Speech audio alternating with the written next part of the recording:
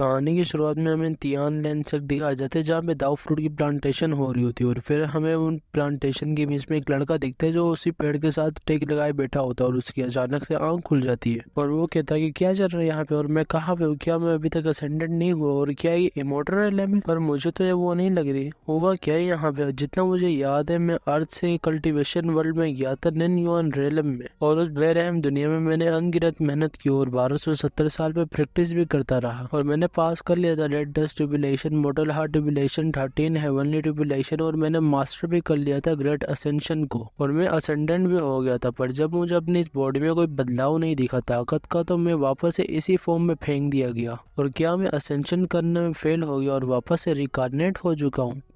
पर ये तो मेरी वही ओरिजिनल बॉडी है और ये जो हवा है इसमें मेरे को स्पिरिचुअल एनर्जी तो नहीं फील हो रही पर ऐसा लग रहा है इसमें कोई बुरी एनर्जी है। पर ये एनर्जी स्पिरिचुअल एनर्जी से मिलती तो है पर जो इसमें इफेक्ट है वो किसी को बहुत बुरा भी बना सकता है। पर वैसे भी ये एनर्जी कल्टीवेशन के लिए यूज हो सकती है। फिर हम एक लड़की दिखाई जाती है जिसका नाम शेन शाओलिंग होता है और वो कह रही होती है कि शाओ तियान बहुत टाइम हो गया हुआ है पर अभी तक वो आया नहीं, क्या वो ठीक तो होगा। और जब वो कह रही होती तो उसे पीछे से एक झटका पड़ता है जो किसी का नहीं जेंग युआन का होता है। अब से हम इसे युआन कहेंगे। युआन कह रहा होता है कि मैं बहुत आराम से इंडियल स्टेज में तो आ चुका हूँ और मैं के रिफाइनमेंट के पहले स्टेज तक आ चुका हूँ और जो मेरी कल्टीवेशन टेक्निक्स है वो मेरे अंदर ऐसी बह रही है जैसे पानी हो क्योंकि ये स्पिरिचुअल एनर्जी मुझे अलग सी लग रही है। जरा जरा रुको, ये दुनिया कौन सी है और ये जो एनर्जी इसमें तुम लोग को बहुत बुराई दिख रही है, ये दुनिया असल में है क्या। और ये जो एनर्जी है मैं दावे से कह सकता हूँ कि ये नेचुरल नहीं है, ये स्पिरिचुअल एनर्जी की तरह नहीं है, किसी ने बनाई है खुद। और अगर मैं अपनी प्रोलोन टेक्निक की वजह से नहीं जानता तो मेरे साथ पता नहीं क्या हो सकता था। पर पिछले से शेन शाओलिंग आते और उसके सर पर हाथ रखते हुए कहते कि मेरे क्रेजी ब्रदर उड़ गया, क्या इसे भूख लगी, फिक्र मत करो, जो शाओ तियान है वो हमारे लिए खाना ढूंढने गया हुआ है। पर युआन उसका हाथ हटाते हुए पूछता है कि तुम हो कौन। शेन भी हैरान हो जाते और कहते कि क्या मुझे यकीन नहीं हो रहा, मेरा क्रेजी ब्रदर अब और क्रेजी नहीं है, क्या मैं कोई सपना तो नहीं देख रही।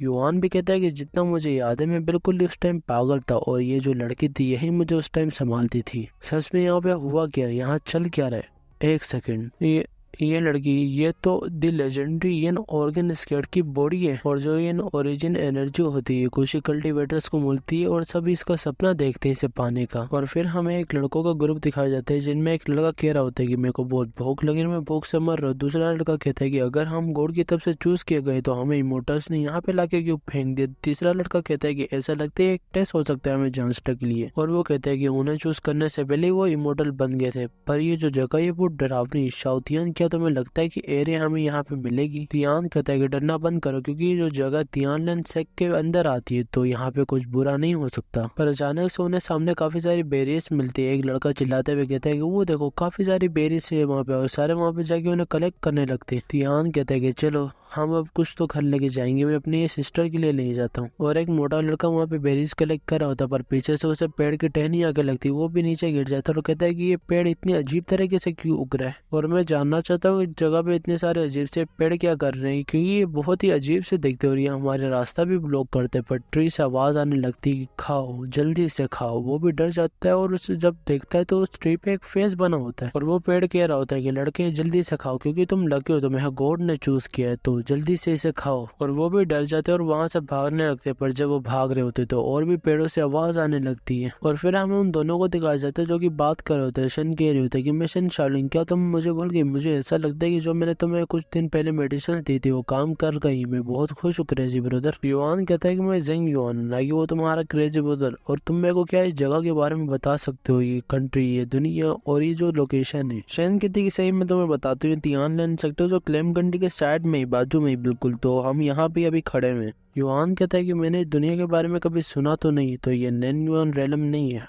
और जो ये तियान लैंड सेक्ट है क्या है कोई कल्टीवेशन वाला सेक्ट है। शेन कहते हैं कि हाँ एक कल्टीवेशन सेक्ट है क्योंकि जो इसके अंदर लोग हैं वो इमोटल्स है और वो इमोटल टेक्निक यूज करते हैं। पर इन लोगों ने हमारी मदद भी बहुत की थी क्योंकि जो हमारी शेन फैमिली विलेज थी वो बहुत बुरी चीजों से घिरी हुई थी। पर इन लोगों ने हमारी आके मदद की और हमें उन चीजों से प्रोटेक्ट किया। ये इमोटल्स बहुत अच्छे हैं, इनकी वजह से भी हम जिंदा है। युआन पूछता है कि बुरी चीजें ये क्या है। शेन कहते हैं कि मुझे भी इनके बारे में नहीं पता क्योंकि हम शुरुआत से तियान सेक्ट के प्रोटेक्ट वाले एरिया में थे और हम कभी जगह से निकले भी नहीं। नहीं। पर हर साल तियान एक बच्चों के ग्रुप को लेता था जो सुप्रीम इमोर्टल ने चूज किया होता था, और इस साल हम चूज हुए तो ये हमारी पहली बार है जो हम विलेज छोड़ के आए। युवान पूछता है कि जो सुप्रीम है ये क्या कोई कल्टीवेटर है? शन कहते हैं कि नहीं नहीं नहीं, कोई कल्टीवेटर नहीं है, गॉड है जिसके सारे इमोर्टल्स पूजा करते हैं। युवान कहते हैं कि तो ये गॉड है, पर पीछे से उन्हें किसी की आवाज आती है। वो कोई नहीं, उन्हीं का ग्रुप होता है। वो चीख चीख के कह रहे होते हैं कि जल्दी से यहाँ से निकलो, क्योंकि ये जो ट्री से बात करने है बहुत बुरे, ये बहुत ईविल है, निकलो भागो यहाँ से। पर जो उसके साइड में लड़का खड़ा होता है वो देखते ही देखते द फ्रूट ट्री में बदल जाता है और उसके सारे साथी भी उसी में बदल जाते हैं। वो कहता है कि ये चल क्या रहा है यहाँ पे, ये हो क्या रहा है, मुझे समझ नहीं आ रहा, कोई मुझे बचाओ। फेटी, यूई, तुम्हें क्या हुआ? कुछ जवाब तो दो, कुछ तो बोलो, यहाँ पे चल क्या रहा है, कोई मदद तो करो इनकी। और फिर हमें दाव फ्रूट ट्री की थोड़ी सी एक्सप्लेनेशन दी जाती है। ये बस इमोर्टल्स को इन्फेक्ट करता है, और जब मोर्टल इसे खा लेते हैं तो वो क्लियर की से इन्फेक्ट हो जाते हैं और वो ऐसे ट्रांसफॉर्म हो जाते हैं। और जो तियान सकते हैं वो इन लोगों को यानी इन मोर्टल्स को सीड्स की तरह यूज करता है और वो इन्हें लगे यहाँ पे फेंक देता है। और जो मोर्टल इसे इन्फेक्ट हुए होते हैं उनकी जो मेमोरीज होती है वो बिल्कुल सही होती है, पर जो उनकी पर्सनैलिटीज होती है वो बिल्कुल ही बदल जाती है, क्योंकि वो क्लियर की से इन्फेक्ट हो गए होते हैं और इस फ्रूट से भी। और जो उनकी लाइफ स्पेन होती है वो 1 साल से भी कम हो जाती है। और जो ये क्वालिटी ये सीड्स पे डिपेंड करती है, यानी कि मोर्टल पे जो बना होता है ये फ्रूट। अगर वो सीड जवान हो तो उसके लिए फ्रूट प्रोड्यूस करना आसान होगा, पर अगर वो बूढ़ा हुआ तो उसके लिए बहुत मुश्किल होगा। और फिर युवान उसके पास आके उसे चेक करने लगते हैं और कहते हैं कि जो जगह ही बुरी एनर्जी से घिरी हुई है और वो एनर्जी तुम्हें भी ऐसा बना सकती है। शन कहते हैं कि ये कितना डरावना है, क्या तुम उनकी मदद कर सकते हो? युवान कहते हैं कि जो इनका ब्लड और मांस है वो पहले से वोट में बदल चुका, तो इन पे कोई मेडिसिन काम नहीं कर रही है। और वो तियान से पूछता है कि तुम अभी तक इनमें नहीं बदले, क्या तुमने किसी चीज को टच किया था? तियान उन बेरीज को फेंकते हुए कहते हैं कि हाँ ये थी। और युआन उनके पास आता है, उनमें से एक बेरी उठाता है और कहते हैं कि ये प्लांट, ये जो बेरी है ये तो उसी एनर्जी से भरी हुई है और इसकी वजह से वो सारे पेड़ में बदल गए। तियान बोलता है कि क्या ये सब इसकी वजह से पेड़ में बदल गए और ये लोग अभी बात कर रही है, कैसे हो सकता है? हमें तो इमोर्टल्स ने चूज किया था ना, हमें सुप्रीम इमोर्टल ने चूज किया था,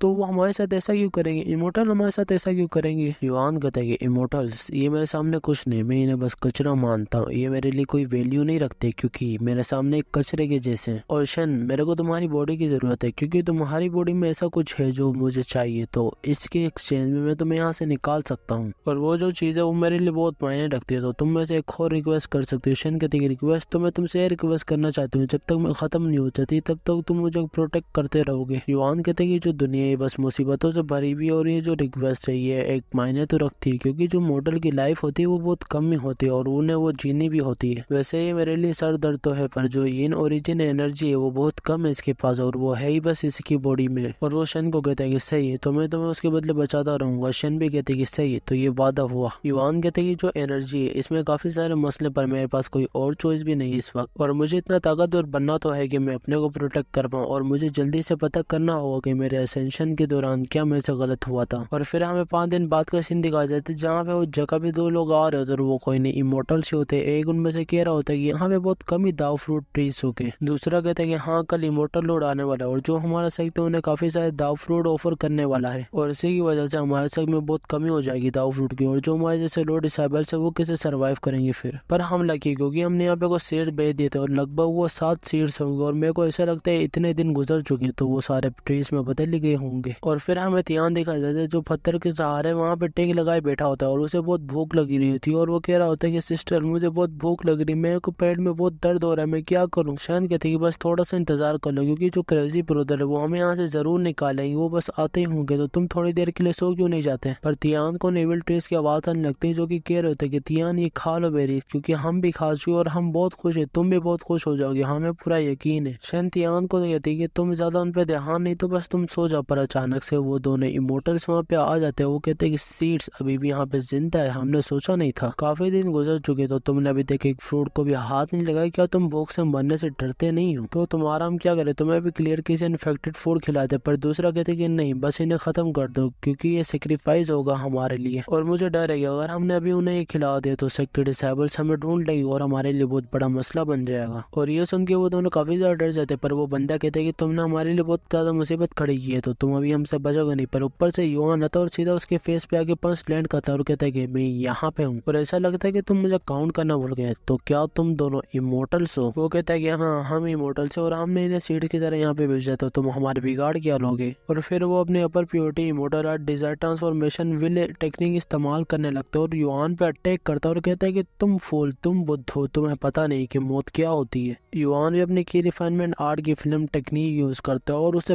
भस्म कर देता है, यानी कि जला देता है, खत्म कर देता है। पर दूसरा इमोर्टल किसी तरह उससे बच जाता है और वो अपनी divine craftments of heaven technique use करता है। युआन भी अपनी आर्ट थ्रोन टेक्निक यूज करता है और उस पर हमला करता है। वो भी हैरान हो जाता है और कहता है क्या तुम अर्थ को भी कंट्रोल कर सकते हो, स्टोन्स को भी? तुम हो कौन? और पहले तुमने फायर को भी कंट्रोल किया था, तो तुम असलियत में हो कौन? पर युआन अपनी स्वॉर्ड की टेक्निक यूज करता है और उसे खत्म कर देता है। और ये देख के तियान हैरान हो जाता है और कहता है कि ये तो इमोर्टल्स से, तो ये कैसे खत्म हो सकते हैं? और तुम तो बहुत स्ट्रॉन्ग हो, तुम तो बहुत कूल हो, मैं तुमसे ही ट्रेनिंग लूंगा। युआन कहते हैं कि तो इस एनर्जी को क्लियर की कहा जाता है और शुक्र है मेरी पिछली लाइफ का, जहाँ पे मैंने काफी सारा कल्टीवेशन का एक्सपीरियंस हासिल किया और कुछ ही दिन में मैंने की रिफाइनमेंट के बारे में लेवल को भी तोड़ दिया। और जैसा कि मैंने सोचा था एक क्लियर के रिमार्केबल है। और अब मुझे फाउंडेशन पिल चाहिए क्योंकि उसके बगैर मैं फाउंडेशन स्टेज से आगे नहीं जा सकता और मुझे कुछ अभी मेडिकल इंग्रेडिएंट्स भी चाहिए होंगे कि मैं फाउंडेशन पिल को बना पाऊँ। पर पीछे से तियान आता है और कहते हैं कि तुम पागल लड़के, नहीं नहीं नहीं, तुम क्रेजी बताओ, हम यहाँ से निकलते जल्दी से, और जो तुमने चीज की वो बहुत अमेजिंग थी, तो तुम क्या मुझे बाद में चीज सिखा सकते हो? युआन कहते हैं कि तो ये दोनों गार्ड्स हो सकते हैं, तो जल्दी से हम यहाँ से निकलते, इससे पहले हम किसी की नजर में आए। तियान भी कहते हैं कि हाँ हाँ हाँ चलो सिस्टर यहाँ से निकलते जल्दी। और फिर हमें हेवनली मिस्ट तक दिखाई देता है जहाँ पे कोई कह रहा होता है जियांगशी, तो यहाँ पे ग्रैंड सेरेमनी की तैयारियां कैसी चल रही है? जियांगशी भी कहती है कि हाँ सब कुछ रेडी है और हमने 5 लाख दाव फूड एडवांस में अल्तर में लगा दी। वो एल्डर कहते हैं कि तो कल इमोर्टल लोड आने वाला है और हमें दाव फूड सारे रेडी करने होंगे और कुछ एक्स्ट्रा भी रखने होंगे कि कोई मुसीबत नहीं बने। और तुम मुझे पहले ये बताओगे जो सीड दाव फूड टेस्ट है इस साल वो कैसे जा रहे हैं? जियांग कहते हैं कि मुझे बहुत दुख हो रहा है आपको बताते हुए, पर जो मोटर्स का बर्थ रेट है वो बहुत कम हो चुकी है और जो हमारे नेबरी विलेजेस हैं वहाँ पे बहुत कम लोग बचे हैं। वहाँ पे बस आपको बीमार लोग ही मिलेंगे क्योंकि जो हमारे पास 9-10 विलेजेस था उनमें बस अभी बूढ़े लोग बचे या वीक बचे या बीमार बचे, और जो हमारे चिल्ड्रन रेट है वो पिछले साल से भी कम हो चुके, मतलब 1%। और ये सुनकर एक एल्डर बहुत गुस्सा आ जाता है और कहते हैं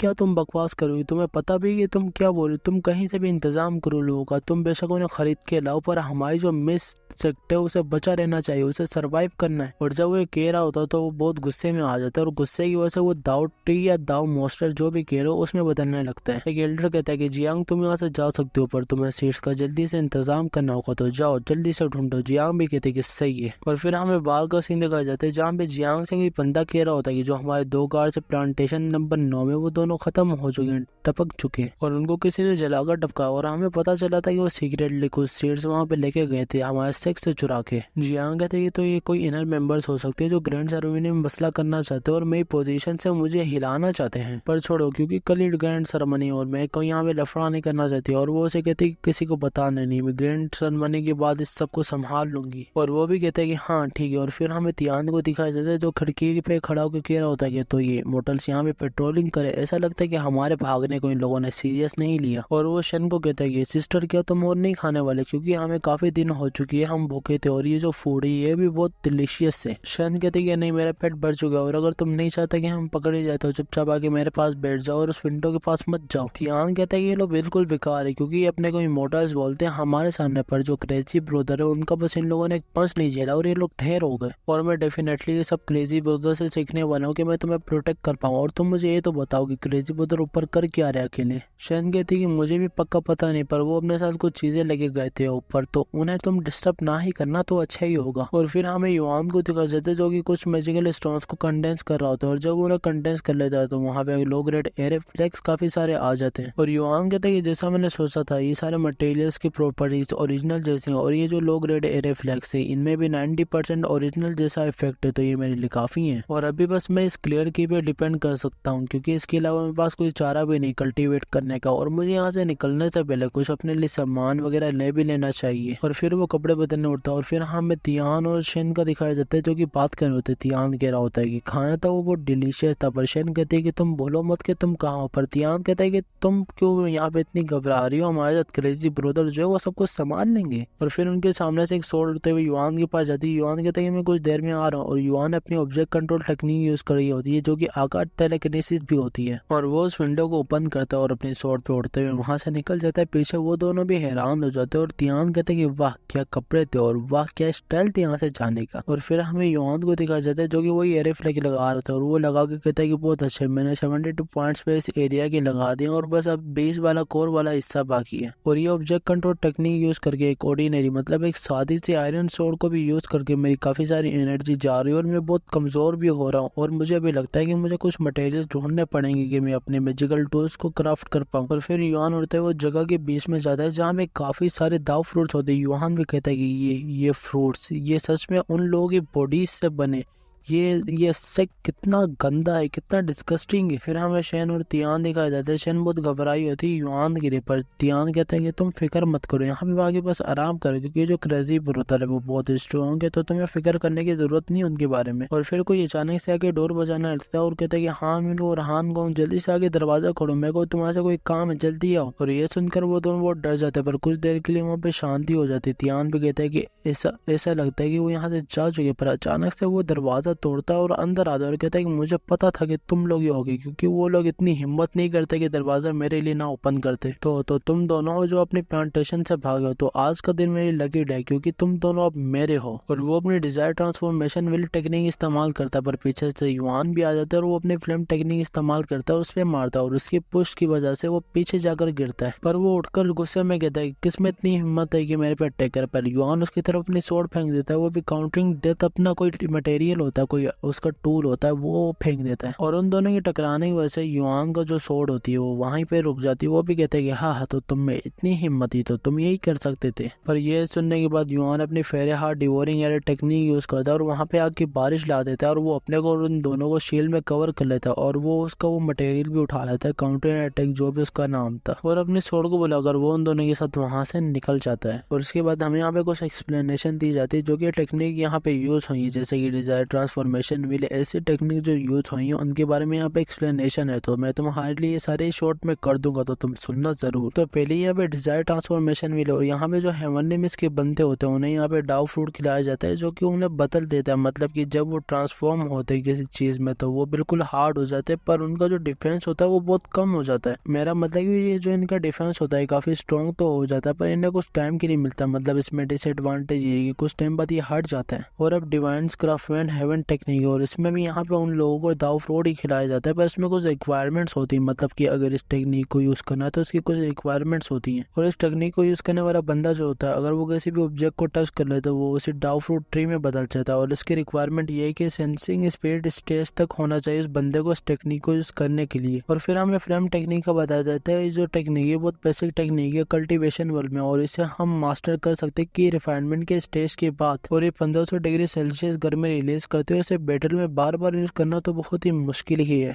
और फिर हमें वापस से वही जगह दिखाई देती है जहाँ पे सब लोग जियांग को सुना रहे थे और कह रहे होते कि तुम अपनी ड्यूटी सही से नहीं निभा सकते, तुम्हारा यहाँ पे रहने का फायदा क्या है। एल्डर्स ने लगता है मिस्टेक किए तुम्हें यहाँ पे एक्टिंग हेड बना के। पर वहाँ पर एक बंदा बहुत गुस्से में होता है, कह रहा होता है कि तुम्हारे यहाँ पे लापरवाही की वजह से मेरा ब्रदर मारा गया, तो तुम अपनी रिस्पॉन्सिबिलिटी से नहीं भाग सकते। दूसरा बंदा कह रहा होता है कि कल इमोर्टल लौट के आने का वक्त है तो तुम क्या रिस्पॉन्सिबिलिटीज अपने सर पे लेती हो। वो भी कहती है हाँ सब कुछ मैं लेती हूँ, तो तुम सब चुप हो जाओ, कल की सेरेमनी के लिए जितने डिसेबल जमा कर सकते हो करो, और आज रात उन सबको पेट्रोलिंग पे लगा दो कि वो पूरा शक छान मारो और उस बंदे को ढूंढ के दिखाए, जो भी है ये बंदा कल्टीवेटर या जो भी है मैं उसे छोड़ूंगी नहीं, पकड़ के दिखाऊंगी। और फिर हमें गुफा दिखाई देती है जहाँ पे वो सब बैठे होते हैं, शाओलिन युआन का पसीना साफ कर रही थी। युआन भी सोच रहा होता है कि जो मेरी रिफाइनमेंट की स्किल्स है वो बिल्कुल लिमिटेड है और मेरे पास कोई मैजिकल वेपन भी नहीं, और एक ऐसे सादे से बंदे से लड़ने के बाद मेरी यह हालत हो चुकी है, और एक बेसिक सी फॉर्मेशन की वजह से मेरी सारी स्पिरिचुअल एनर्जी जा चुकी है, तो अब देख लो मैं कितना कमजोर हो चुका हूँ। और मेरी पिछली जिंदगी की हजारों साल की नॉलेज की वजह से मेरे दिमाग में बस टॉप की टेक्निक्स और जो मेरे वीकेस्ट टेक्निक्स है उनको भी फाउंडेशन एस्टेब्लिशमेंट स्टेज चाहिए, और जो यदि हेवनली ओरिजिन डिवाइन फॉर्मेशन सोड आर्ट है इसे मैं वो प्रैक्टिस कर सकता हूँ तो मैं फाउंडेशन स्टेज तक पहुंच जाऊँ। और अगर मैंने एक बार इसे प्रैक्टिस कर लिया तो जो गोल्डन कोड कल्टीवेटर्स है वो भी मेरे सामने कुछ नहीं होंगे। पर अभी के लिए मुझे कोई मैजिकल वेपन बना लेना चाहिए कि मैं अपनी पावर को बढ़ा सकूँ। ध्यान भी गिरा होता है कि क्रेजी विरोधर अगली बार से जरा हल्के उड़ना, क्योंकि जो मेरे पास सारा फूड था वो सारा गिर चुका, और जो आपके हाथ में चीज है बहुत बुरी स्मेल मारी, आप ये उसी बंदे से लाए ना। और शाओलिंग कहती है कि जो आपके हाथ में क्रेजी बोलते चीज है तो बिल्कुल सड़ चुकी। युआन भी कहते हैं कि हाँ ये जो मेरे हाथ में चीज है ये ह्यूमन का स्टोमेज और आर्म है, और वो लोग इन दोनों चीजों को वेपन की तरह यूज करते थे। तो तुम लोग सोच लो कि वो लोग कितने ही पागल थे, पर स्टोमेज स्टोरेज की तरह काम कर सकता है और जो आर्म है किसी भी ऑब्जेक्ट को एब्जॉर्ब कर सकता है। तो इन दोनों में एबिलिटीज तो हैं, फिर मुझे ट्राई करना चाहिए इस आर्म को अपने आयरन सोर्ड के साथ फ्यूज करके, शायद से ये मैजिकल वेपन भी बन जाए। शाओलिंग पूछते कि क्रेजी बुद्ध जब हम वहाँ से भाग चुके तो हम लोग और दूर क्यों नहीं जा रहे, पर युआन अपना फायर स्पेल इस्तेमाल करने लगता है और कहता है कि मेरे को यहाँ पे थोड़ा सा काम है इन गार्ड्स के साथ और इस सेक्ट के साथ, तो हमें यहाँ पे रुकना पड़ेगा, और कल की सेरेमनी में भी मैंने धमाके मचाने, तो हमें यहाँ भी रहना पड़ेगा थोड़े दिन, और तुम दोनों को फिक्र करने की जरूरत नहीं, क्योंकि जब मेरे यहाँ पे काम हो जाएगा तो मैं तुम दोनों को सेफली यहाँ से निकाल के कोई सेफ जगह पे ले जाऊंगा। और फिर हमें अगले दिन का सीन दिखाया जाता है जहाँ पे कोई जियांग को कह रहा होता है कि सीनियर सिस्टर हमने 700 गार्ड 5 एल्डर्स और जो 3500 हमारे पास डिसेबल थे उन सबको हमने दूर कर दिए, तो क्या हमें उन्हें भी करना चाहिए। जियांग कहते कि नहीं जरूर रुक जाओ, पर वो कहते कि इमोर्टल लॉर्ड के तो आने के वक्त हो चुका है। जियांग भी कहते कि हाँ तुमने सही कहा, पर हमें अपने सेक को बचाने के लिए यहाँ पे रुकना पड़ेगा, क्योंकि हमें सब कुछ अपने हैंडल में रहना पड़ेगा कि यहाँ पे कोई रिस्क ना हो, और वो बंदा शायद से आस पास ही हो, और अगर हम यहाँ पे रहेंगे तो मेरी नजरों में आ जाएगा और मैं उसे सेंस करके पकड़ लूंगी। और फिर हमें युआन को दिखाया जाता है जो कह रहा होता है कि जो यहाँ पे सिक्योरिटी वो बहुत टाइट है, तो अगर मेरे को अपने फॉर्मेशन यूज करनी है तो मुझे कोर के नजदीक होना पड़ेगा, और मुझे उम्मीद है कि जब सेरेमनी स्टार्ट होगी तो मेरे को कोई ओपनिंग मिल जाए। और इन्होंने रातों ही रात इतने सारे वॉच टावर्स बना दिए अपनी वही ऑब्जेक्ट वाले स्किल यूज करके, और मुझे लगता है कि रास्ता साफ है, और यही कहने के बाद युआन वहां से जंप मारता है और कोर के और नजदीक जाने लगता है, और वो एक जगह रुकता है, और उसके रुकने की वजह से जियांग उस पर नजर पड़ जाती है, और वो कहते हैं कि तो तुम्हें ढूंढ ही लिया, और जितने वेस्ट एरिया में डिसेबल्स है वो जल्दी से सेंसर 174 के पास जाए और उस जगह को जाके घेर ले, मेरा ये ऑर्डर है। और वो ये कि उसके पीछे खुद भी जाने लगती है। युआन के पीछे भी काफी सारे डिसेबल्स पड़ चुके होते हैं। युआन भी कहते हैं कि बस मैं थोड़े से लापरवाह होने की वजह से और मैं इस विजुअल सेंस मेरे साथ नहीं है, इसकी वजह से मैं इनके ट्रिप में फंस गया, तो जल्दी से मुझे कोर के पास जाना पड़ेगा कि मैं अपनी फॉर्मेशन को एक्टिव कर सकूं। पर अचानक से उसके ऊपर कुछ ब्लॉक्स आके गिरते और वो किसी की वजह से नहीं जियांग की वजह से होते। जियांग भी कह रही होती कि तुमने हमारे शक में आगे मुसीबत खड़ी की है तो तुम अभी से भुगतो दो,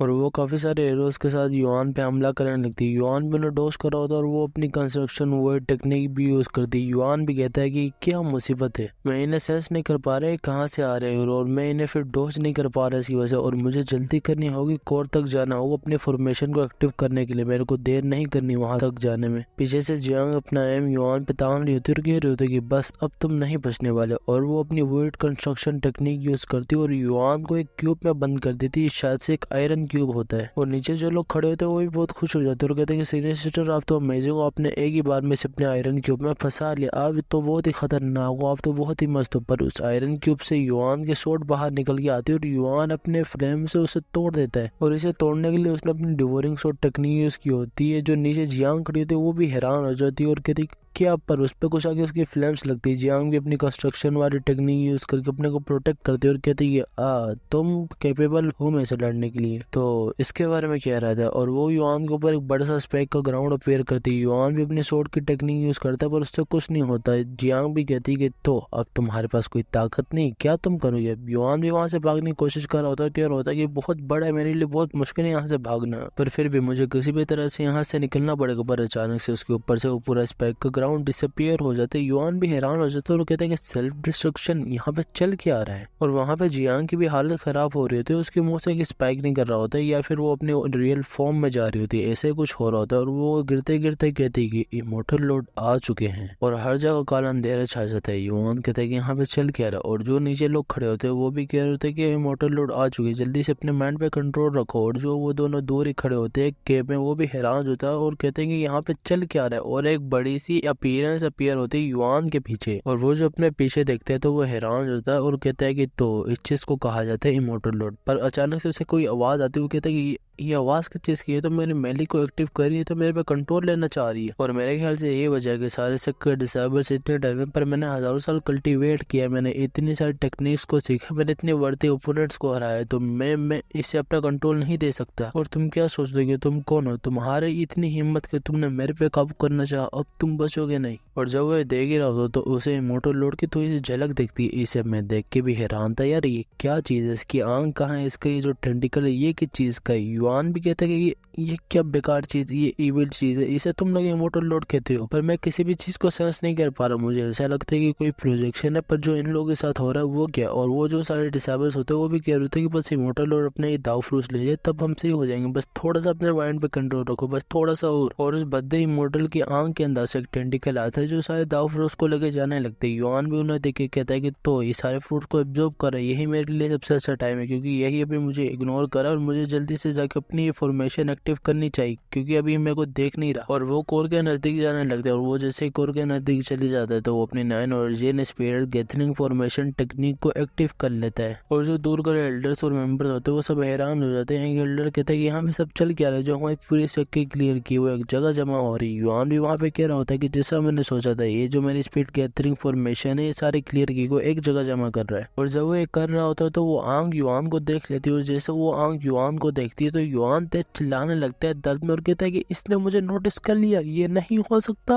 और जो दूर खड़े एल्डर्स होते हैं वो भी कह रहे होते हैं कि सब चल क्या रहा है, ये क्लियर की के साथ हो क्या रहा है, और ये जो इमोर्टल लॉर्ड का इफेक्ट है हमारे तक यहाँ कैसे आ रहा है, क्योंकि हम तो सेक्स से बहुत दूर खड़े हैं और हम इमोर्टल लॉर्ड के इमोशंस को सेंस कर पा रहे हैं, उन्हें किसी चीज का डर है अभी। और वहां पर युआन भी उस दाव मोस्टर में बदलने लगता है। युआन कहते हैं कि इस आवाज की वजह से मैं ये अजीब बंदा बन रहा हूँ, मैंने क्लियर की सही खासी ऑब्जर्व कर लिया, तो मुझे और नहीं चाहिए, तो मुझे जल्दी से यहाँ से निकलना पड़ेगा। और वो अपनी फॉर्मेशन को तोड़ता है और वो वहां से भागने लगता है। और दूर खड़े शाओलिंग और तियान भी कह रहे होता है कि क्रेजी बुजर अभी तक नहीं है, वो वहां पे कर क्या रहे, यहाँ पे चल क्या रहा है। पर ऊपर से युआन आगे सीधा नीचे गिरता है। तियान भी कहता है कि ये क्या चीज है, ये तो एक मोस्टर है। पर शाओलिंग कहते कि नहीं, ये तो क्रेजी ब्रदर, मेरे को उनके पास जाने दो। युआन भी कहता है कि हाँ ये मैं ऊपर, मेरे पास टाइम नहीं तुम्हें एक्सप्लेन करने का, तो हमें यहाँ से जल्दी निकलना पड़ेगा। और वो अपने दोनों टेंटिकल्स को यूज करता है और एक बड़ी छम मारता है, और वो आंख भी उसे देख लेती है और वो लोग सीधा एक जाके विलेज में गिरते हैं। फिर हमें एक विलेज दिखाई जाता है जहाँ पे एक सुंदरी दरवाजे के पास खड़े होकर कह रही होती है कि हस्बैंड आपने 5 दिनों से कुछ खाया पिया नहीं, तो प्लीज आप बाहर अगर खा ले। पर वो अंदर से कहते हैं कि यहाँ से दफा हो जाओ वरना मैं तुम्हें मार दूंगा। और साइड में विलेज वाले भी चस्के लगे कह होता है कि ये सब बुरा इंसान है, इसमें तो कोई दिल ही नहीं, मैडम के साथ इतना बुरा कर रहा है, अगर इसे भूख से मरना है तो मरने दो, प्लीज मैडम आप यहाँ पे आ जाओ, हमारे साथ यहाँ पे चलो। पर वो अंदर से कहता है कि तुम सब यहाँ से दफा हो जाओ वरना मैं तुम सबको मार दूंगा। वो विलेज वाले भी कहते हैं कि छोड़ो इस बंदे को, अगर इसने मरना है तो इसे मरने दो। और वो वहाँ एक विंडो से देख रहा होता है जहाँ में एक छोटा सा छेद होता है, और इसकी आंख देख के मैं भी हैरान हो जाता हूँ, मैं भी डर जाता हूँ कसम से। और फिर हम वापस उन तीनों को दिखाई जाते हैं। शाओलिंग पूछ रही थी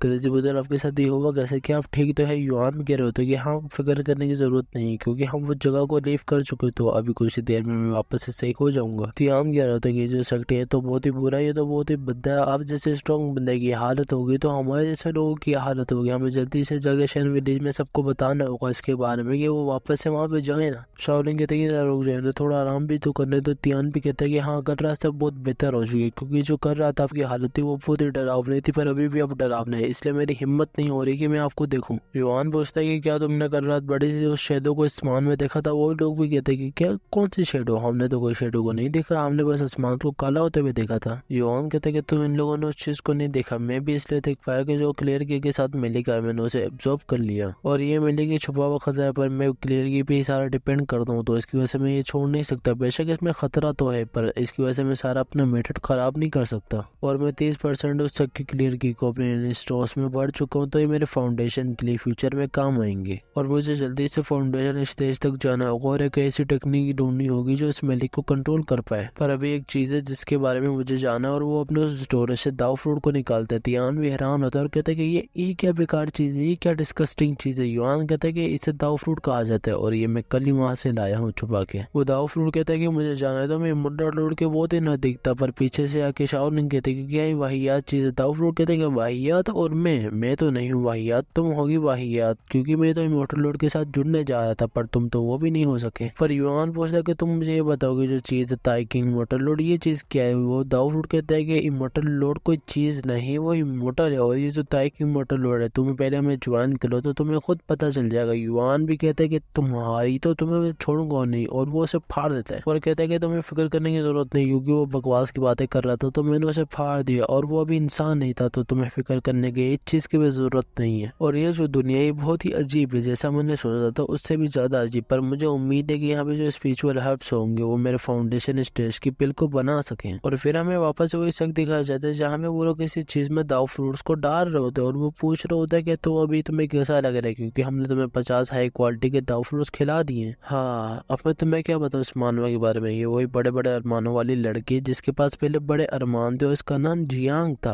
और अभी मैं इसे इस हालत में देखो खुद भी डिसअपॉइंट हूँ। पर छोड़ो, हम इस मानवा की तरफ बढ़ते हैं। वो भी कहती है एल्डर्स मैं बहुत खुश हूँ क्योंकि अभी मेरे को मोटर लोड की आवाज नहीं आ रही है। वो एल्डर्स कहते कि तो हमने तुम्हें बचा लिया, पर जो वहाँ पे तमाशा खड़ा हुआ था मोटर लोड के सामने वो बहुत ही बुरा था क्योंकि पूरे शक में तबाही मच चुकी है। जियांग कहती कि हाँ ये मेरी गलती थी कि मैं उसे रोक नहीं पाई, पर मैंने सोचा नहीं था कि इसकी वजह से किसक से इतनी सारी की चली जाएगी। और वो एल्डर्स एक दूसरे के साथ बात करने लगते और कहते कि तो तुम क्या सोचते हो जो आज मोटर लोड ने अपने को दिखाया, उनके दिखाने की वजह से जो हमारे शक में की थी प्योर की वो कम हो चुकी है, और उसके कम होने की वजह से जो हमारे डाउट थे वो अभी बहुत जल्दी ग्रो हो रहे, तो इसमें हमारा नुकसान हुआ या हमारा प्रॉफिट हुआ। पर वैसे भी जो हमने मोटर लोड पे डर देखा वो किस चीज का था, हमें ऐसा लगता है कि वो जो बंदा है वो मोटर लोड से किसी तरह जुड़ा हुआ है। और हजारों साल हो चुके कि हमने मोटर लोड को देखा नहीं, और आज जब हमने उन्हें देखा है तो वो डरे हुए थे। तो ये अजीब सी चीज है, हमें नहीं पता कि हमारे लिए अच्छा है या बुरा है, पर मोटर लोड से हमें आजाद करना पड़ेगा अपने को। और इसी बार हमें एक और एल्डर का फेस दिखाया जाता है। मैं क्या कहूँ इस मानवा के बारे में, क्योंकि ये भी एल्डर एक अजीब सी चीज होता है। मुझे गुस्सा आ रहा है इन चीजों पे, पर फिर भी पापी पेट है, भरना है और मानवा को तो एक्सप्लेन करना है तुम्हारे लिए, वरना तुम हमें छोड़ोगे नहीं। तो अब कंटिन्यू करते हैं। वो एल्डर्स कहते हैं कि तो अब कंफर्म हो चुका है वो बंदा मोटर लोड से जुड़ा हुआ है। जियांग जल्दी से रिकवर हो जाए तो हम उस बंदे को पकड़ने जाएंगे किसी भी कीमत पे। और फिर वापस हमें उन तीनों को दिखाया जाता है। युआन कह रहा होता है कि अब मैं पूरा रिकवर हो चुका हूँ तो अब मैं खुद से चल सकता हूँ। तियान कहते हैं कि हम ऐसी जगह में फंस चुके हैं और हमें पता भी नहीं कि हम कहाँ जाए, और हम इस जगह को बता भी नहीं सकते कि अभी हम कहाँ हैं, हम कैसे अपने घर को ढूंढे। शाओलिंग कहते हैं कि तुम्हें फिक्र करने की जरूरत नहीं क्योंकि हमारे साथ क्रेजी ब्रदर है, अब हमें कोई बस जगह ढूंढनी पड़ेगी कि हम इस रात को सरवाइव कर पाए। वो भी नीचे गिरा हुआ कह रहा होता है कि ब्रदर अब मुझे इग्नोर करो, पर अचानक से उसके सामने एक विलेज दिख जाता है, मतलब वहां पे एक लाइट जल रही होती है। वो भी कहते हैं कि वो देखो एक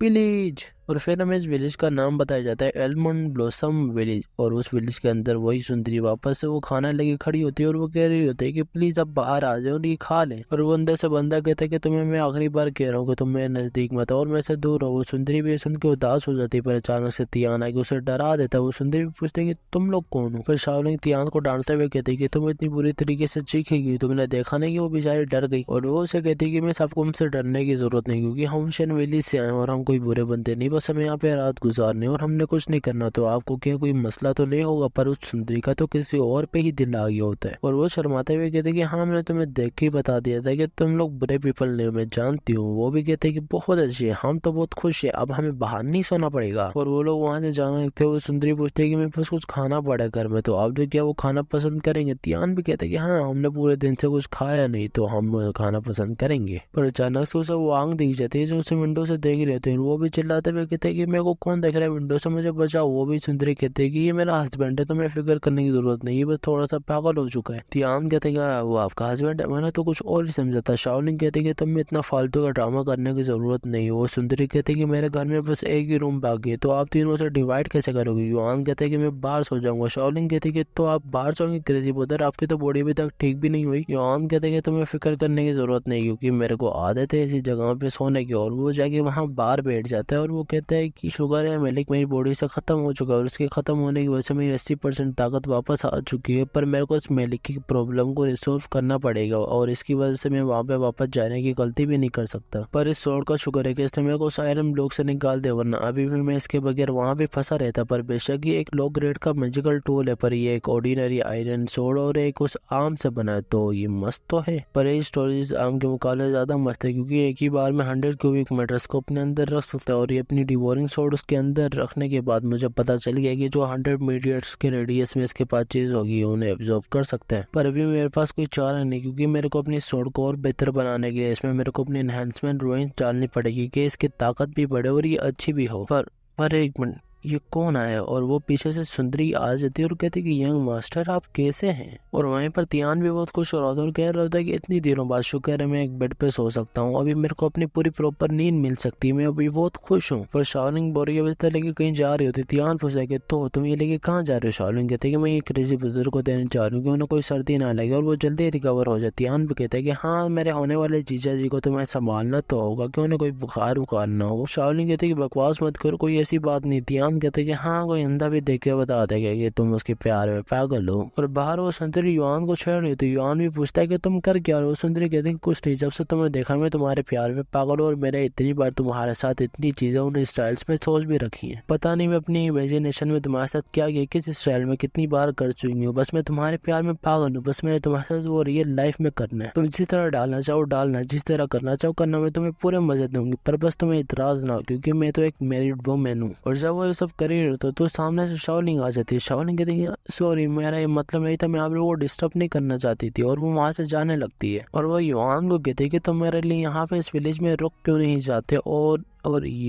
ये क्या यार, मैं ये सुंदरी वाला टेक इससे वापस लेता हूँ भाई, मैं वापस लेता हूँ मैं अपने अल्फाज। पहले इन लोगों ने जियांग के साथ किया, अभी इसके साथ किया, अब मैं क्या तुम्हें बोलूँ। मैं सुंदरी वाले से टेक वापस लेता हूँ, मैं अपने अल्फाज वापस लेता हूँ भाई। और अब कंटिन्यू करते हैं। ये बदी औरत युआन को कहती है कि तुम मेरे लिए यहाँ पे हमेशा के लिए इस ब्लॉसम विलेज में रुक क्यों नहीं जाते। पर वहीं पर शाओलिंग भी रो रही होती है और कह रही होती है कि आपने मेरे साथ ऐसा किया क्यों, मेरे को आपसे ये उम्मीद नहीं थी। पर सामने एक धमाका होता है जो हमारे युआन ने किया होता है और वो कहता है कि मैंने पहले ही पता कर लिया था कि तुम जरा अजीब सी हो, पर मैं बस देखना चाह रहा था अपनी आंखों से, पर तुम तो उससे भी ज्यादा अजीब हो जितना मैंने सोचा था, तो अब तुम में से बचोगे नहीं। और अंदर से तियान भी भागता हुआ था और वो कहते हैं कि यहाँ पे सब चल क्या रहा है। शाओलिंग पूछते हैं कि क्रेजी ब्रदर यहाँ पे हो क्या रहा है। पर वही बंदा जो अंदर इतने टाइम से छुपा हुआ था वो भी भागते हुए आता है और उसके सामने झुक जाता है और कहता है कि इमोर्टल अब आ चुके हैं। तियान कहते कि ये बंदा कौन है। युआन कहते कि तुम्हें फिक्र करने की जरूरत नहीं क्योंकि ये सांस ले रहा है। वो बंदा भी कहते हैं इमोर्टल, आप इमोर्टल ही ना, आप मेरे को बचाने आए ना, मेरे को आप यहाँ से निकाल देंगे ना। तियान कहते कि मुझे कुछ समझ नहीं आ रहा है यहाँ पे सब चल क्या रहा है। वो बंदा बताता है कि मैं लो विलेज से हूँ, मैं 7 दिन पहले निकला था अपनी फियोंसी को लेने, पर मैं भटक गया था आधी रात को, तो मैं इस विलेज में आ गया कुछ देर रुकने। और इस विलेज का नाम एल्डम ब्लॉसम विलेज है और जो उस रात मेरी फियोंसी थी, इन विलेजर्स ने उसे जिंदा खा लिया था और मैं अपनी आंखों से देख रहा था। बेशक मैं कुछ भी कर लेता, मैं इस विलेज से बचकर भाग नहीं सकता था, तो मैंने एक दरवाजे में जाके अपने को लॉक कर लिया क्योंकि मैंने सबसे सीरियस पार्ट अपनी जिंदगी का देख लिया था पहले। और अगले दिन मेरी फियोंसी मेरे दरवाजे पे खाना लेके आती, पर मैंने तो अपनी आंखों से रात को देखा था कि विलेजर्स ने उसे जिंदा खा लिया था, तो वो कैसे आ सकती है। पर पीछे से आवाज आती है हस्बैंड में आपकी फियोंसी, मेरे पे आपको यकीन करना पड़ेगा। पर युआन अपनी फ्लेम टेक्निक यूज करके उसे जलाने लगते, पर वो कहती कि हस्बैंड बस एक बार अपने को आप मुझे खाने थे, आप भी मेरी तरह इमोर्टल बन जाएंगे और मेरी तरह हैप्पीली जिएंगे इस विलेज में मेरे साथ। युआन कहते कि तो तुम्हें इमोर्टल हो। बंदा कहता है कि इमोर्टल प्लीज अपने को यहाँ से लेके जाए, इन सब चीजों को छोड़े। पर इतने में ही सारे विलेजर्स वहाँ पे आ जाते हैं और वो कहते हैं कि तो तुमने हमें इन्फॉर्म नहीं किया कि यहाँ पे न्यू गेस्ट है। तुम्हें तो पता ही होगा कि जितने भी लोग हमारे इस विलेज में आएंगे, हमारा विलेज इतना बड़ा होगा, तो अब तुम लोग यहाँ से जा नहीं सकते, तुम्हें हमारे साथ इसी ब्लॉसम विलेज में रहना होगा। पर युआन उन दोनों को बोलता है कि मेरे को जोर से पकड़े ही रहना और वो वहाँ से निकलने लगता है। वो बंदा भी कहता है कि प्लीज अब मुझे तो लेके जाए, पर युआन को अपनी जान बचानी होती है और उन दोनों की, तो वो वहाँ से निकल जाता है। वो नीचे से बंदा कहता है कि तुम कैसे इमोर्टल हो, तुमने मेरे को यहाँ पे मरने के लिए छोड़ दिया, मैं तुम्हें बाद में छोड़ूंगा नहीं। और फिर हमें युआन को दिखाया जाता है जो कह रहा होता है कि तो ये है क्रिएचर्स अजीब से, और शायद से इन्हें कहा जाता है एरी विंग। शाओलिंग कहते हैं कि मुझे नहीं पता। तियान कहते हैं कि उस बंदे को उन लोगों ने जिंदा खा लिया। युआन कहते हैं कि मैं तुम तीनों को नहीं बचा सकता था क्योंकि मेरी मजबूरी थी और मुझे अफसोस है कि मैं उसे बचा नहीं सका। और युआन वहां से निकलने लगता है, पर जब वो उस विलेज को छोड़कर जा रहा होता तो एक उस शील्ड को पार करता है और उस शील्ड को पार करने की वजह से वो वापस से उसी विलेज में आके गिर जाता है। शाओलिंग कहते हैं कि हम वापस क्यों आ जाएंगे। तियान कहते हैं कि छोड़ो बस एंट्रेंस सामने, तो हम यहाँ से निकल सकते हैं। युआन कहते हैं कि तो ये थी मुसीबत, उसने यही बताया था कि इस विलेज से वो कभी नहीं निकल पाया। और देखते ही देखते सुबह हो जाती है। शाओलिंग वो दरवाजे के पास खड़े होकर कह रही होती है कि आज के वेदर कितना अच्छा, हम शायद से बाहर जा सकते। पर तियान कहते हैं कि नहीं, हम बाहर नहीं जा सकते क्योंकि अभी भी वो बाहर हो सकते और वो पूरी रात चीखें मार रहे थे, तो हम उनकी वजह से सो नहीं पाए। शाओलिंग कहते कि जैसा क्रेजी ब्रदर ने बोला है कि वो अंदर नहीं आ सकते, तो शायद से हम यहाँ पे सेफ हैं। और वहाँ पे उन सबकी एक खूबसूरत सी तस्वीर लगी रहती है। युआन कहते कि वो बंदा इतने दिनों तक अंदर रहा बिना किसी का, उसकी ओर से कुछ हुआ भी नहीं, तो ऐसा लगता है विलेजर्स किसी के रूम के अंदर रह नहीं सकते। और तुम इसकी एग्जाम्पल ऐसे ले सकते हो कि जब तक वो बंदा खुद से ना खोले तो वो लोग अंदर नहीं आ सकते, मतलब उस बंदे की इजाजत के बगैर अंदर नहीं आ सकते। पर मुझे इस चीज का नहीं पता कि वो बिल्डिंग डिस्ट्रॉय कर सकते हैं या नहीं, मैं इसका पक्का नहीं हूँ। पर अगर ये परमिशन वाली बात सच हुई तो हम यहाँ पे हमेशा के लिए रहेंगे, हमें कुछ होगा तो नहीं, पर हम यहाँ पे फंसे रहेंगे इस विलेज में ही। और मुझे ऐसा लगता है कि यहाँ पे कोई चीज अजीब सी है जिसका मुझे पता नहीं चल रहा। तियान बोलते कि तो हम यहाँ से कैसे निकले, कोई रास्ता है। युआन कहते कि नहीं, मुझे कुछ नहीं पता अभी इसके बारे में। और उसी शक की तरह इन लोगों के पास भी कोई ताकत नहीं, पर इनके पास जो एबिलिटीज है वो कमाल की। कल्टीवेशन की दुनिया में जो हाई लेवल के कल्टीवेटर्स होते हैं उनके पास ऐसी एबिलिटीज बहुत मुश्किल से आती है, मतलब ये बहुत ही रेयर होती है।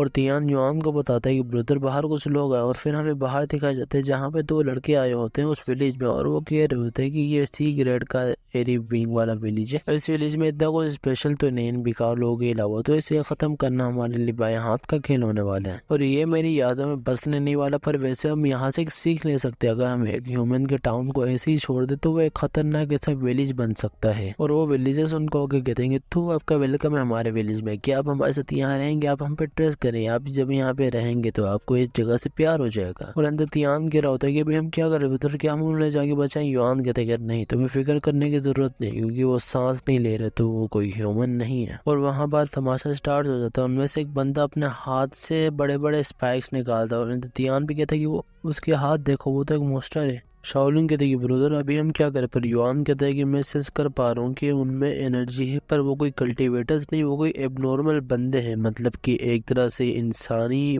मोस्टर्स। और मुझे जल्दी से कुछ कल्टीवेटर्स से मिलना पड़ेगा कि मैं इस वर्ल्ड को समझ सकूँ या इसकी नॉलेज ले सकूँ। और वो बाहर बंदा कह रहा होता है कि घोस्ट तुमने इन दोनों को छोड़ दिया। वो भी कहते हैं कि क्या तुम कह रहे हो मुझे घोस्ट, पर वो जो होते हैं वहाँ पे विलेजर्स वो गुस्से में आ जाते हैं और कहते हैं कि क्या तुम हमें मार सकते हो, और तुम अपने आप को समझते क्या। और वो उस पर अटैक करने लग जाते हैं, पर अचानक से वो रुक जाते हैं। दूसरा विलेजर पूछते हैं कि तुम रुक क्यों गए, क्या हुआ यहाँ पे। पर अचानक से वो पिघलने लग जाती है उसी बंदे के अंदर जाके। वो भी हैरान हो जाता है और कहता है कि यहाँ पे सब चल क्या रहे, तुम हो कौन। और वो बंदा स्पाइक वाले बंदे को कहता है कि मुझे पता है कि तुमने जानबूझ के किया। वो स्पाइक वाला बंदा कहता है कि तुम यहाँ पे कंप्लेन मत करो, ऐसे भी लोग खत्म नहीं होने वाले। वो भी कहता है कि हाँ तुम सच तो कह रहे हो, पर मेरे को दर्द होता है जब वो काटते हैं, और जिन्हें मैं ऑब्जर्व कर चुका हूँ तो वो वापस नहीं आने वाले। और ऐसा लगता है कि मैं तुम लोगों से परफेक्ट बंदा टकराया हूँ, तो तुम लोग आ जाओ 6 विलेजर्स की तरह और मैं से जुड़ जाओ। और वो जोगिंदर की तरह अपनी छाती खोल देता है, और उसकी छाती खोलने की वजह से जितने वहाँ पे विलेजर्स होते वो सारे उसकी तरफ खींचे जाने लगते हैं। जहाँ पे युआन और वो सब होते हैं उनका घर भी टूट के उसके अंदर जाने लगता है। युआन भी उन दोनों को पकड़ लेता है कि वो उनके अंदर जाए ना, और युआन कहता है कि ऐसा लगता है कि ये ब्लेसिंग है, तो अभी हमारा चांस है यहाँ से निकलने का। और वहीं पर वो बंदा कह रहा होता है कि तुम सब विलेजर्स के जाने के बाद ये अकेला विलेज बच जाएगा तो ये बहुत अच्छा होगा। पर अचानक से उसे कोई दिख जाता है, और वो कोई नहीं युआन और वो दोनों होते। युआन उन दोनों को लेके वहां से भाग रहा होता है। वो बंदा भी उस स्पाइक वाले बंदे को कहता है कि ऐसा लगता है यहाँ पे कल्टीवेटर फंसा हुआ था, तो तुम जाके उसे हैंडल करोगे। वो भी कहता है कि नहीं मेरे पास टाइम नहीं, और अभी मेरे को आराम करना, और वैसे भी वो एक लो लेवल का कल्टीवेटर था तो उससे कुछ नहीं होता, उससे भाग नहीं दो। पर अचानक से उसके अंदर से एक एनर्जी निकलती है और वहां से भागने लगती है। वो भी कहता है कि यार इसको तो जाके पकड़ ले, पर वो कहता है कि नहीं एक लो लेवल की एनर्जी है, तो मेरे पास इतना टाइम नहीं कि मैं इसको जाके पकड़ू, तो मेरे को आराम करने दो तुम यहाँ पे। और फिर हमें युआन को दिखाई देता है तो सेफ्री उन दोनों को लेके वहां से निकल गया होता है। और वो कहते हैं कि ऐसे लगता है उन लोगों ने उस विलेज पे अटैक किया था, तो उनके अटैक करने की वजह से जो वहाँ पे बैरियर था वो वीक हो गया, तो हम वहां से निकल गए। और वहाँ पे तियान भी उल्टियां कर रहा होता है और कह रहा होता है कि अगली बार से जरा हल्का उठना ब्रदर। और युआन कहते हैं कि जब हम यहाँ पे आ रहे थे तो मैंने बीच बीच में अपनी स्पेशल टेक्निक यूज करके अपना डायरेक्शन बदला था, तो ऐसा लगता है वो हमें नहीं ढूंढ पाएंगे, पर फिर भी सेफ्टी के लिए अभी से हम यहाँ पे पैदल चलेंगे। पर अचानक से युआन को कोई दिखता है, और वो कोई नहीं वही एनर्जी होती है जो वहां से भाग के आई होती है। युआन कहता है कि ये कोई नॉर्मल चीज नहीं, मेरे को ऐसा लगता है कि ये भी कोई एबनॉर्मलिटी है, और ऐसा लगता है कि ये चीज यहाँ पे बहुत कॉमन है, तो यहाँ पे मॉडल सरवाइव कैसे करते। और युआन वहां से जाने लगता है और कहता है कि ऐसा लगता है ये चीज हमें नुकसान नहीं पहुंचाएगी, तो हमें भी इसे तंग नहीं करना चाहिए। वो भी कहते हैं कि हाँ सही है, और वो चीज उन्हें देख रही होती है। और फिर हमें देखा जाता है वो लोग एक जगह कैंप फायर लगा के बैठ गए होते। तियान कहता है कि ब्रदर जो आपने यहाँ पे माउंटेन्स की चिकन पकड़ी वो बहुत मस्त है। और शाओलिन कहते हैं कि मैंने आपका ये आउटर रोप सी दिया क्योंकि मेरे को वहाँ विलेज से कुछ धागे मिले थे, तो अभी मैंने उन्हें यूज कर लिया। और वहीं पर वो क्रिएचर उन्हें छुप कर देख रहा होता है। तियान कहते हैं कि वो देखो वो वहाँ पे हमें छुप के देख रहा है, हम क्या करें उसका। पर शाओलिन कहती है कि वो बेचारा है, ऐसा लगता है बेचारे यहाँ पे खो चुका। तियान कहते हैं क्या क्या तुमने से बेचारा का तुम देख नहीं सकते कि एबनॉर्मल क्रिएचर है। युआन कहते हैं कि मुझे अभी पता नहीं कि ये डेंजरस है हमारे लिए या नहीं, पर इसे हमें छेड़ना नहीं चाहिए, तो जब इस पे अटैक करना होगा वो मैं करूंगा अगर ये हम पे अटैक करेगा तो। पर तियान युआन को मस्के लगाने लगता है और कहता है कि ब्रदर मैं डरा हुआ नहीं हूँ, बस तुम ये मस्त चिकन खाओ और यहाँ पे मजे उड़ाओ। युआन बोलता है कि तुम मुझे जरा सच सच बताओ तुम चाहते क्या हो मुझसे। तियान कहता है कि कुछ नहीं, बस मैं तुमसे वो सीखना चाहता हूँ। युआन कहते हैं कि हाँ तुम्हारे अंदर स्पिरिचुअल रूट तो है। तियान भी खुश हो जाता है और कहता है कि क्या अब तुम मेरे को सिखाओगे। युआन कहते हैं कि नहीं, क्योंकि मेरी ताकत बिल्कुल खत्म हो चुकी है और मेरे पास जो कल्टीवेशन का रिसोर्स है वो मैं तुम पे वेस्ट नहीं कर सकता, तो सॉरी। पर युआन को अपने पीछे कोई सेंस होता है और वो उसकी तरफ अपनी सोड फेंकता है, और वो जो कोई भी बंदा होता है वो उसकी सोड एक हाथ से रोक लेता है और कहता है कि वो दोस्त तुम्हें घबराने की जरूरत नहीं, मैं तुम्हें यहाँ नुकसान पहुंचाने नहीं आया, मैं बस यहाँ से जा आता है, मैं बूढ़ा बंदा हूँ। पर तियान वापस से घबरा जाता है और कहता है कि क्या वापस एक और बंदा, नहीं करो यार। पर वो ओल्ड मैन कहता है कि ऐसा लगता है कि तुम यहाँ पे बहुत घबरा चुके, तुम्हें घबराने की जरूरत नहीं। और तुम लड़के, तुम यहाँ पे काफी स्ट्रॉन्ग क्लियर की के साथ मुझे सेंस हो रहे हो, तो तुम शायद से मिड सेक्ट या अपर सेक्ट से हो चुके हो, क्या मैं सही हूँ? युआन कहते हैं कि तुम्हें इससे कोई लेना देना नहीं चाहिए, अगर तुम यहाँ से जा रहे थे तो तुम यहाँ से चलते बनो। और यही सुनकर वो ओल्ड मैन हंसने लगता है। युआन पूछता है कि इसमें फनी क्या था? ओल्ड मैन कहता है कि मैं इस बात पर हंस रहा हूँ कि तुम मेरे को पहचान नहीं पाए, ऐसा लगता है तुम अभी अभी हेवनली मिड सेक्ट को ज्वाइन किया, तो तुम यहाँ पे कोई न्यू बंदे हो। और अगर मैं तुम्हें बताऊँ तो जो हेवनली मिड सेक्ट के डिसाइबल्स है उन्हें में से जरूर मिलाया जाता है, क्योंकि मैं उन सबको ट्रेजर देता हूँ। युआन भी बोलता है कि ये जो बंदा है इसकी मेरे को ताकत का पता नहीं चल रहा कि इसकी ताकत कितनी है, पर ये शायद से उस वुमेन से वीक तो नहीं होगा, तो मैं इसे ऐसे ही अवॉइड नहीं कर सकता और जाने नहीं दे सकता।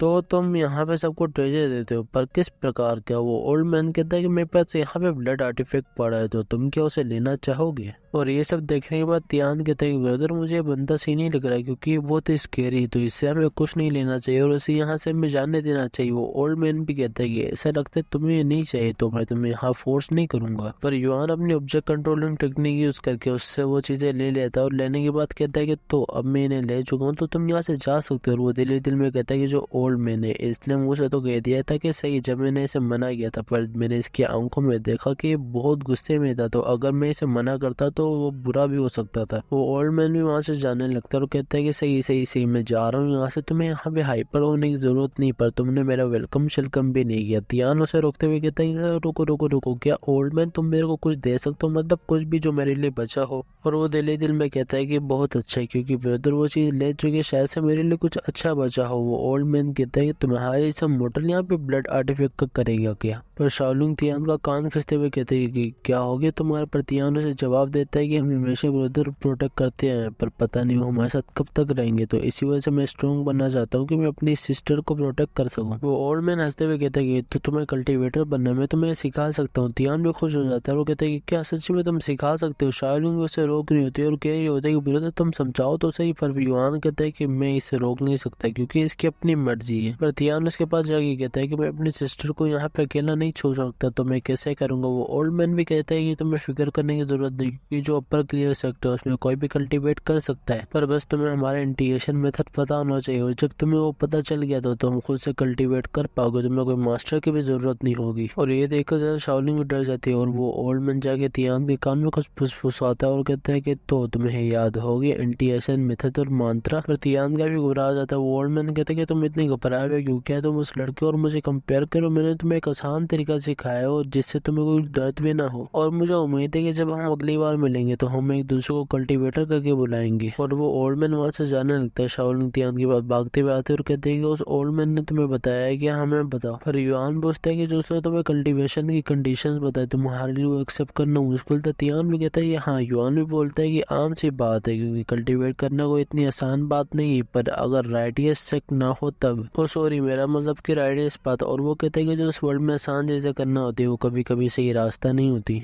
पर चलो, अगर तुम इतनी लगन से सीखना ही चाहते हो तो मैं तुम्हें सिखाऊंगा, बस इसलिए कि तुम किसी गलत रास्ते में ना जाओ। पर याद रखना कि मैं तुम्हें बस की रिफाइनिंग के स्टेज तक सिखाऊंगा, जो उसका बेस स्टेज होता है, और कुछ बेसिक टेक्निक सिखाऊंगा कि तुम अपना सेल्फ डिफेंस कर पाओ। तियान भी बहुत खुश हो जाता है और कहता है कि सही सही सही। युआन कहता है कि चलो हम यहाँ से निकलते, इससे पहले वापस से ओल्ड मैन आगे हमें तंग करे। और फिर हमें दिखाया जाता है कि सुबह हो जाती है और वो लोग कल्टीवेट कर रहे होते हैं, और यहाँ पर शाओलिंग उठ जाती है और कहते हैं कि आप दोनों रात से लगे हुए कल्टीवेट करने में, आप अभी तक सोए नहीं। युआन कहता है कि जो इसका ध्यान है वो बहुत ही पक्का है, क्योंकि पूरी रात ये बैठ के मेडिटेट करता रहा, और जो अभी इसकी क्लियर की इसके आसपास जा रही ये भी बहुत अच्छा है, इसने बहुत जल्दी ये कर लिया, और मुझे उम्मीद है कि जल्दी की रिफाइनिंग की पहली लेयर तक चले जाएगा। फिर शाओलिंग पूछते है कि जो इसके हाथ में स्टोन है ये किस चीज का? युआन बताता है कि ये मैं हेवनली में सेक्स से लाया था जब हम लोग वहां पे थे, और इस स्टोन के अंदर क्लियर किया। शाओलिंग बोलती है कि अगर इसने एब्जॉर्ब किया तो ये वो ट्री में नहीं बदल जाएगा? युआन जवाब देता है कि जो की कंडीशन टेक्निक है इससे कुछ नहीं होगा इसे, यहाँ तक कि मुझे भी कुछ नहीं हुआ था। पर अचानक से तियान को कुछ होने लगता है और वो इमोर्टल लोड कहने लगता है, मतलब कि ये भी वो ट्री में बदलने लगता है। पर युआन जल्दी से उसे पकड़ता है, उसकी क्लियर की ले लेता है और कहता है कि अभी फिक्र करने की जरूरत नहीं, क्योंकि मैंने इसकी बॉडी के अंदर से क्लियर की निकाल ली। शाओलिंग भी कहती है कि तियान तुम्हें कैसा लग रहा है, क्या तुम ठीक तो हो? और वहीं पर युआन सोच रहा होता है कि हो क्या रहा है यहाँ पे, मेरी की कंडेंशन टेक्निक वर्क क्यों नहीं, क्या मैं कुछ गलत करूँ, क्या मैं मेली को कंट्रोल नहीं कर पा रहा क्लियर की में? पर तियान कहता है वो आवाज़ बहुत ही अजीब थी। मेरा पूरा दिमाग मेरे कंट्रोल में नहीं था और इमोर्टल लॉर्ड के नाम से वो भर गया था। मेरे को ऐसा लगा था कि मैंने अपने से कंट्रोल खो दिया और अब मैं नहीं रहा। पर युआन कहते कि सॉरी, इसमें मेरी गलती थी क्योंकि पहले मैंने इसके बारे में सोचा नहीं था। तो अभी के लिए तुम कल्टीवेशन रोक दो। शाओलिंग भी कह रही होती कि अभी फिक्र करने की जरूरत नहीं, सब कुछ ठीक है। और वो युआन को कहते कि ब्रदर हमें जल्दी से विलेज वापस जाना पड़ेगा कि तियान वहाँ पे आराम कर पाए। पर क्या आपको विलेज का रास्ता पता है? और इतने में ही वो क्रीचर भी वहाँ पे वापस से आ जाते। युआन कहते कि रुक जाओ, मेरे पीछे रहना, मैं इससे निपटता हूँ। पर शाओलिंग कहते कि नहीं रुको, वो तो हमें रास्ता दिखाना चाह रहे। और फिर हमें दिखाया जाता है वो लोग विलेज पहुंच गए होते हैं उसी क्रिएचर की मदद से। और वहीं पर शाओलिंग ने भी उस क्रिएचर को गले लगा होता है। तियान बोलते हैं कि तुमने इसका नाम क्या रखा? शाओलिंग कहते कि मैंने इसका नाम ये रखा क्योंकि ये वाटर के जैसा दिखता है। तियान कहते क्या तुमने इसका नाम भी रख दिया? हम इसके साथ नहीं रह सकते, कोई एक नॉर्मल क्रिएचर, इसे छोड़ दो। और वहीं पर वो क्रिएचर मस्के लगाने लगते, युआन को ये प्यार दिखाने लगता है, पता नहीं। पर युआन कहता है कि दफा हो जाओ यहाँ से। शाओलिंग कहते हैं कि तुम्हें इसके साथ इतना बुरा व्यवहार नहीं करना चाहिए, देखो कितना उदास हो गया वो। पर फिर भी हम विलेज वापस आ चुके और आपको ग्रैंडमा देख के बहुत खुश होंगे कि आप और पागल नहीं हो और हम सबसे पहले वहां पे जाके पैनकेक बनाएंगे। तियान भी कहते हैं कि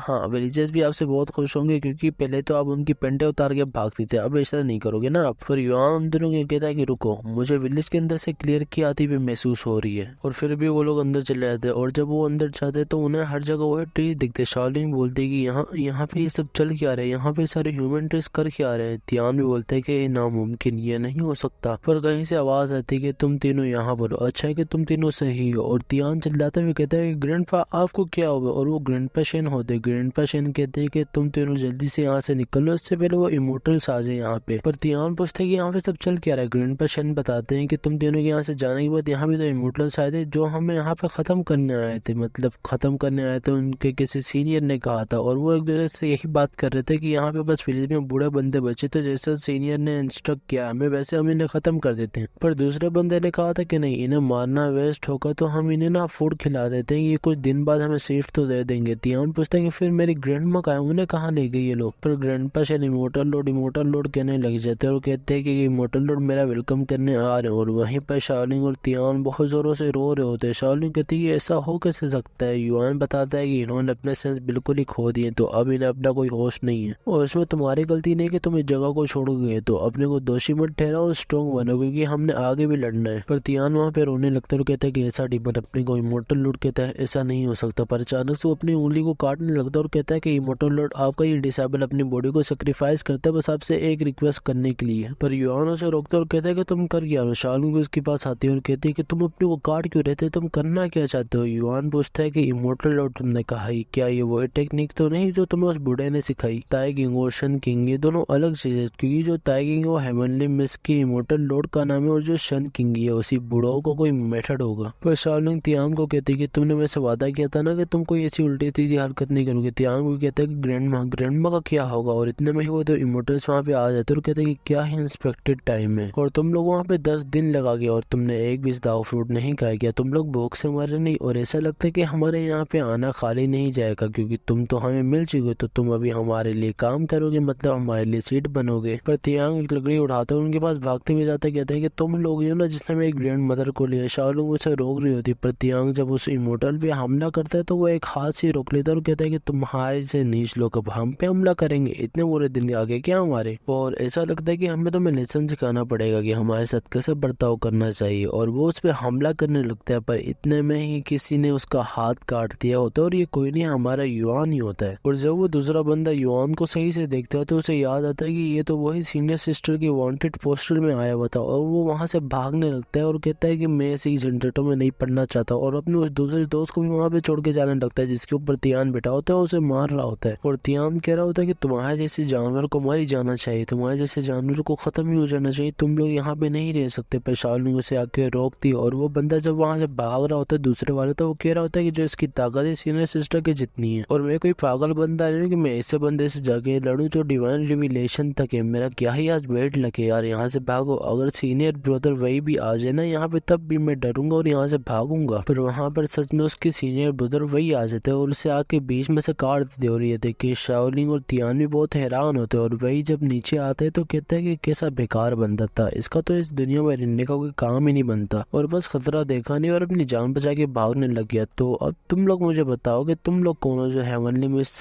की प्रॉपर्टी में आए हुए हो? एक मिनट, तुम तो वही हो ना जो जियांग के वांटेड पोस्टर में आया हुआ है और जिसने अभी अभी हेवनली मिस्ट में तबाही मचाई थी जब इमोर्टल और डाउ फ्रूट लेने आए थे। और तुम ही हो ना जिसने मेरे बुजुर्ग को मारा था। तो आज कितना अच्छा दिन है कि तुम मुझे मिल गए, तो अब तुम ऐसे बचने वाले तो नहीं हो। युआन कहता है कि जो इस बंदे के अंदर से क्लियर की नहीं कर रही, इसे देख के लगता नहीं कि इससे लड़ना आसान होगा। यही जल्दी से इन दोनों को लेके यहाँ से निकले। और ये सुनकर ये भी बहुत खुश हो जाती है और इन दोनों को उठाती है और वहाँ से निकलने लगती। तियान भी बोलता है कि तुम इसकी बात क्यों सुन रही हो, इसने तो तुम्हें पहले डांटा था ना। और वहीं पर वही युआन को कह रहा होता है कि जियांग और इतने सारे लोगों की होने की बजाय तुम वहाँ से निकल के आ गए तो तुम काबिल तारीफ और वो सारे लोग बेकार है। तो अब मैं तुम्हें दिखाऊं कि असली ताकत क्या होती है। और वो अपनी डिवाइन आर्टिसन टेक्निक यूज करता है और वो युआन पर हमला कर देता है। युआन ये देखकर कहता है कि ये बंदा हेवन मिस्ट का है ना, इसकी जो फिजिकल ट्रांसफॉर्मेशन है और जो ऑब्जेक्ट मॉर्फिंग टेक्निक है कमाल की। क्योंकि वो जो पहले वुमेन आई थी वो बस वर्ड एबिलिटी यूज कर रही थी, पर वो एबिलिटी भी रेयर है। और इस बंदे की ऑब्जेक्ट मॉर्फिंग टेक्निक वैसे पावरफुल तो है पर इसकी एक वीकनेस भी है और वो साफ मुझे दिख रही है और उसे शायद से मैं मैनेज कर सकता हूँ। और वहीं पर वही बता रहा होता है कि मैं और मेरा भाई सड़क पे भीख मांगते हुए बड़े हुए, क्योंकि जो हमारी मदर थी वो तो जम के मर गई थी और जो हमारा फादर था वो भूख की वजह से मर गया था। पर मेरे भाई ने मुझे जिंदा रखने के लिए चोरी चकारी की, कहीं से भी वो खाना ला के मुझे देते थे। और एक बार तो वो इतना पिटे कि वो मरने ही वाले थे, पर फिर भी उन्होंने मेरे को बड़ा किया और मेरी सारी ख्वाहिशें पूरी की। पर तुमने उन्हें मार दिया। हम पूरी जिंदगी खुद की ताकत पे जीते रहे और एक दिन हमें हेवनली मिस्ट वालों ने पकड़ लिया और वो हमें सीट की तरह यूज करने वाले थे। पर उन्हें हमारे अंदर कल्टीवेशन की ताकत दिखी तो उन्होंने हमें कल्टीवेटर ही बना दिया। और हमारे अंदर टैलेंट बहुत था क्योंकि हर स्टेप के साथ हम आगे बढ़ते रहे। एक दिन आगे हम इंटर डिसेबल बन गए और हम खुश हो गए क्योंकि जो हमें सब चाहिए था वो मिल गया और जो हमारी लाइफ थी वो भी बहुत खूबसूरत बन चुकी थी। पर बस तुम्हारी वजह से मैंने उन्हें खो दिया। पर युआन उस पर अपनी फायर टेक्निक मारता है पर वो डोज कर लेता है। फिर युआन अपनी उस पे की शॉट टेक्निक मारता है और कहता है कि अपनी ये बकवास बंद करो, जो तुम सारी बातें कर रहे हो फालतू है। और युआन उसे मार के नीचे फेंक देता है और कहता है कि इविल बंदे की वर्कशिप का ना उसे कल्टीवेशन समझना, और इन सब के बाद भी तुम क्या समझते हो कि तुम्हें एक अच्छी लाइफ मिलेगी। पर वही वापस से युआन पर अटैक करता है। युआन उसे डोज कर लेता है। वही कहता है कि हाँ,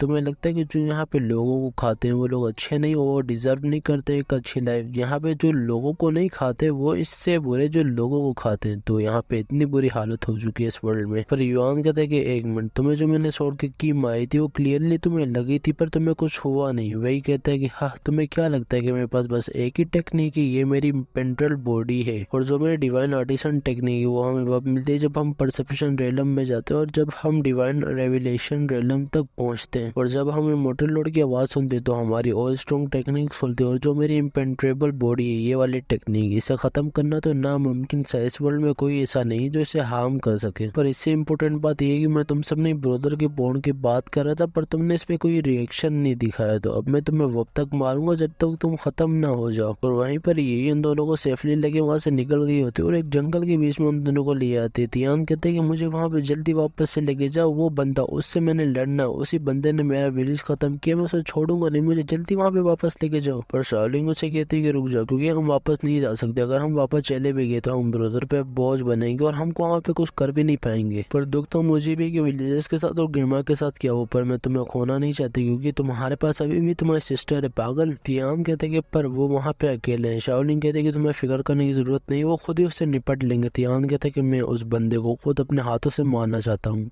और फिर हमें युआन और वही को दिखाई देता है जो दोनों लड़ रहे होते हैं। वही युआन पे अटैक करता है, फिर युआन उसे डोज कर लेता है। फिर युआन अपनी मल्टी की टेक्निक उस पर यूज करता है पर वही को कुछ नहीं होता। फिर वो अपनी की शॉट टेक्निक यूज करता है और वही की तरफ अपनी शॉट फेंक दे, पर फिर भी वही को कुछ नहीं होता। और वही युआन के शॉट को रोक लेता है और कहता है कि सब कुछ बेकार है, इससे मुझे कुछ नहीं होने वाला और इस शॉट के बगैर तुम कुछ नहीं होना, मतलब तुम इसके बगैर उड़ भी नहीं सकते ना। और वो युआन को चट्टान से मतलब बंद कर देता है अपनी बिल्डिंग टेक्निक को यूज करके। युआन भी दिल में कह रहा होता है कि उन दोनों के जाने के बाद मैं यहाँ से निकलने वाला था पर अब मैं यहाँ फंस चुका हूँ। पर वही उस पर अटैक कर देता है, युआन की छाती पे मारता है और युआन की हालत उससे खराब हो जाती है। और वही कहता है कि वाह, तुम एक फ्लाई की तरह यहाँ पे उड़ रहे थे इधर उधर, अभी क्या हुआ, अभी बोती बंद हो गई। और वो जियांग वो तो फेलियर है बिल्कुल, उसका तो कोई काम ही नहीं, वो तो तुम्हें रोक भी नहीं पाई थी थोड़ा सा, उसकी तुमने हालत इतनी खराब कर दी थी। वो युआन सोच रहा होता है कि जो इम्पेंड्रेबल बॉडी है सच में बहुत सख्त है कि रिफाइनिंग स्टेज की कोई टेक्निक इसे खरोच भी नहीं दे सकती। और मैंने कुछ ही दिन पहले अपनी डिवोनिंग गोल्ड स्वॉर्ड में ब्लास्ट फोकस लगाया था जब मैं फाउंडेशन एस्टेब्लिशमेंट स्टेज तक पहुंच गया था, क्योंकि मुझे पता था कि कभी ना कभी तो काम आएगा और आज ही वो वक्त है। पर इस रेंज में मैं भी एक्सप्लोजन के बीच में आ सकता हूँ। मैंने सोचा था कि जब ये दूर जाएगा तब मैं इसे यूज करूंगा, पर ये जा ही नहीं रहा और मैं भी इसमें ट्रैप हो चुका हूँ। तो मेरे को अपनी जिंदगी के साथ जुआ तो खेलना पड़ेगा। पर वही युआन को कह रहा होता है कि शक वालों ने कहा है कि तुम्हें जिंदा पकड़ना, पर तुम्हारी फूटी किस्मत कि तुम मुझे मिल गए, तो अब तुम मेरे भाई के लिए मरोगे। और उसी वक्त युआन कहता है कि फटो, पर वहां पे कुछ नहीं होता, क्योंकि युआन ने तो कुछ और ही सोचा होता है। युआन कहता है कि शन king, immortal technique, divine artisan. और अभी युआन वही वाली एबिलिटीज यूज कर रहा होता है जो वही उस पे पहले यूज कर रहा था। वही भी ये देख के हैरान हो जाता है और कहता है कि क्या इम्पेंट्रेबल बॉडी, ये नहीं हो सकता, ये नामुमकिन है। और इसके साथ डिवाइन आर्टिसन भी, ये असल में है कौन। और युआन भी वहां से आजाद हो गया होता है और वो जब नीचे आता है तो उसकी आंखें बिल्कुल ब्लैक होती है। उसके अंदर से मेरे ख्याल से तो क्लियर की नहीं कर रही होती है उसकी आंखों के अंदर से।